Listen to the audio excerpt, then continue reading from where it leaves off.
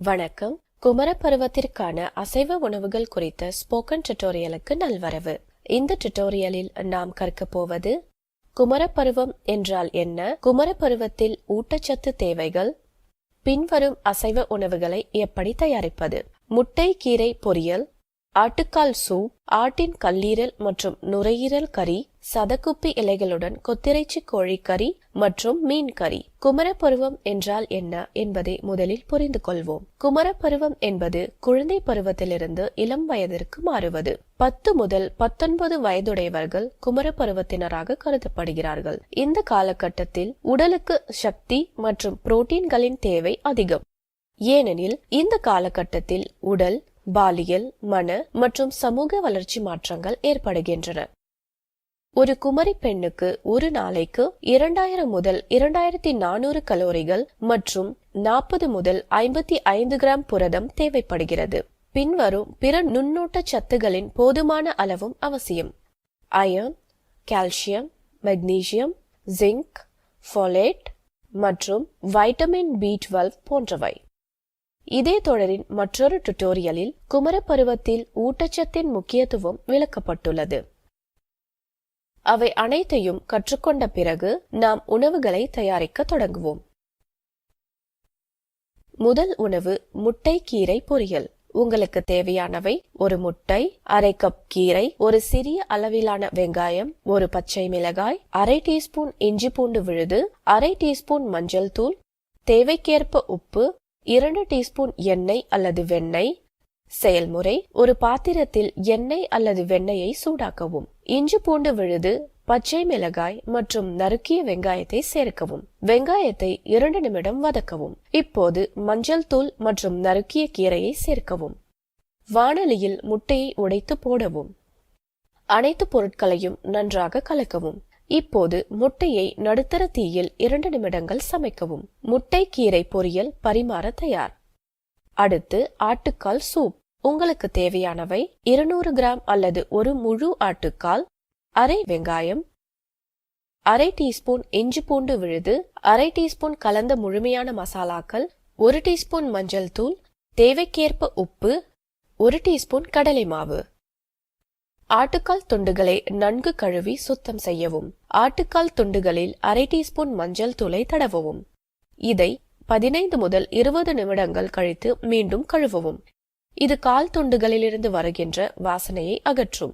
Pressure குக்கரில் ஆட்டுக்காலின் துண்டுகள் மற்றும் நறுக்கிய வெங்காயத்தை சேர்க்கவும்.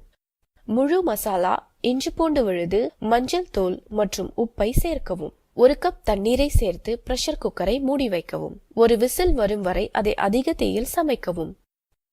பின்னர் தீயை குறைத்து 15 முதல் 20 நிமிடங்கள் சமைக்கவும். குக்கரில் இருந்து அழுத்தம் தானாகவே வெளியேறியவுடன் பின் திறக்கவும். அதே சமயம் கால் துண்டுகள் குக்கரில் சமைக்கப்படும் போது கடலை மாவை 2 மேசை கரண்டி தண்ணீரில் கலந்து மெல்லிய விழுதாக்கவும். சூப்பில் விழுதை சேர்த்து நன்கு கிளறவும். சூப்பை கொதிக்க வைத்து 2 நிமிடங்கள் மெதுவான தீயில் வைக்கவும். ஆட்டுக்கால் சூப் தயாராக உள்ளது. அடுத்த உணவு ஆட்டின் கல்லீரல் மற்றும் நுரையீரல் கறி. உங்களுக்கு தேவையானவை: 100 கிராம் ஆட்டின் கல்லீரல் மற்றும் நுரையீரல், 1 வெங்காயம், 1 தக்காளி, 1 டீஸ்பூன் இஞ்சி பூண்டு விழுது, 1 மேசை கரண்டி தயிர், 1/4 டீஸ்பூன் மஞ்சள் தூள், 1 டீஸ்பூன் கரம் மசாலா தூள், தேவைக்கேற்ப உப்பு, 2 டீஸ்பூன் எண்ணெய் அல்லது நெய். ஆட்டிறைச்சி நுரையீரல் மற்றும் கல்லீரலை தண்ணீரில் நன்கு கழுவவும். பிரஷர் குக்கரில் எண்ணெயை சூடாக்கவும். நறுக்கிய வெங்காயத்தை சேர்த்து பொன்னிறமாக மாறும் வரை வதக்கவும். பின்னர் நறுக்கிய தக்காளி மற்றும் இஞ்சி பூண்டு விழுதை சேர்த்து வதக்கவும். இப்போது அதில் நுரையீரல் மற்றும் கல்லீரலை சேர்க்கவும். மசாலா மற்றும் தயிரை சேர்த்து நன்கு கலக்கவும். இதை 5 நிமிடங்கள் வதக்கவும். 1 கப் தண்ணீர் சேர்த்து பிரஷர் குக்கரில் மூடி வைக்கவும். நடுத்தர தீயில் 15 நிமிடங்கள் சமைக்கவும். ஆட்டின் கல்லீரல் மற்றும் நுரையீரல் கறி தயார். இதனை கம்பு ரொட்டி அல்லது சோள ரொட்டியுடன் பரிமாறலாம். ஆட்டின் நுரையீரல் மற்றும் கல்லீரல் கிடைக்கவில்லையெனில் நீங்கள் சிக்கன் கல்லீரல் மற்றும் சிக்கன் இருதயத்தை பயன்படுத்தலாம். 4வது செய்முறை சதக்குப்பி இலைகளுடன் கொத்திறைச்சி கோழிக்கறி. தேவையானவை: 100 கிராம் கொத்திறைச்சி கோழிக்கறி, 1 கப் சதக்குப்பி இலைகள், அரை வெங்காயம், தக்காளி, 1 டீஸ்பூன் இஞ்சி பூண்டு விழுது, அரை டீஸ்பூன் சிவப்பு மிளகாய் தூள், 1/2 டீஸ்பூன் மஞ்சள் தூள், 1 டீஸ்பூன் கரம் மசாலா தூள், 1/4 டீஸ்பூன் கொத்தமல்லி தூள், தேவைக்கேற்ப உப்பு, 1 டீஸ்பூன் எண்ணெய் அல்லது நெய். ஒரு வாணலியில் எண்ணெயை சூடாக்கவும். வெங்காயம் மற்றும் இஞ்சி பூண்டு விழுதை சேர்க்கவும். வெங்காயம் பொன்னிறமாக மாறும் வரை வதக்கவும். தக்காளி, சிவப்பு மிளகாய் தூள், மஞ்சள் தூள் மற்றும் கொத்தமல்லி தூளை சேர்க்கவும். நன்றாக கலந்து சிறிது உப்பை சேர்க்கவும். அடுத்து கொத்திறைச்சி கோழியை சேர்த்து 4 - 5 நிமிடங்கள் வரை வதக்கவும். 1/2 கப் தண்ணீரை ஊற்றி வாணலியை மூடி வைக்கவும். குறைந்த தீயில் 5 நிமிடங்கள் சமைக்கவும். நறுக்கிய புதிய சதக்குப்பி இலைகளை சேர்க்கவும். 5 நிமிடங்கள் நடுத்தர தீயில் சமைக்கவும். கொத்திறைச்சி கோழிக்கறி தயார். கடைசி உணவு மீன் கறி. பின்வருவனவற்றை எடுத்துக்கொள்ளவும். 100 கிராம் அல்லது 2 துண்டுகள் கெண்டை மீன், ஒரு சிறிய வெங்காயம், ஒரு சிறிய தக்காளி, 1 மேசைக்கரண்டி வேர்க்கடலை, 3 - 4 தேங்காய் துண்டுகள், 1 டீஸ்பூன் சீரகம், 1/2 டீஸ்பூன் கொத்தமல்லி தூள், 1/2 டீஸ்பூன் சிவப்பு மிளகாய் தூள், 1/4 டீஸ்பூன் மஞ்சள் தூள், தேவைக்கேற்ப உப்பு, 2 டீஸ்பூன் எண்ணெய் அல்லது நெய். இந்த செய்முறையை உங்கள் பகுதியில் கிடைக்கின்ற எந்த மீனையும் வைத்து தயாரிக்க முடியும். ஒரு கடாயில் வேர்க்கடலையை நடுத்தர தீயில் வறுக்கவும். தீயாமல் இருக்க தொடர்ந்து அவற்றை கிளறவும்.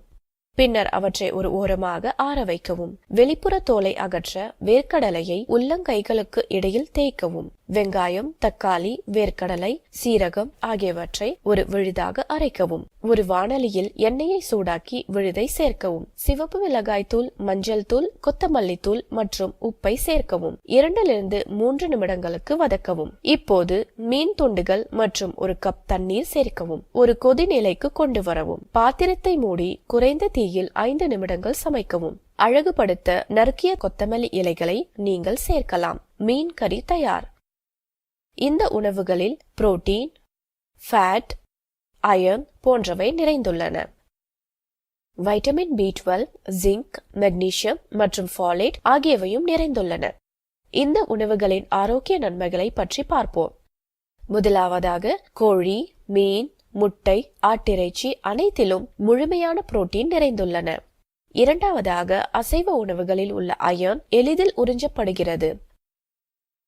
மாதவிடாய் இரத்த இழப்பு காரணமாக பெண்களுக்கு இளம் பருவத்தில் அயனின் தேவைகள் அதிகம். குறைந்த அயனின் அளவு சோர்வு, வெளிரிய தோல் மற்றும் தொற்று நோய்கள் வருவதற்கான அதிக ஆபத்தை ஏற்படுத்தும். மெலிந்த தசையடை மற்றும் இரத்த அணுக்களின் வளர்ச்சிக்கு அயன் தேவைப்படுகிறது.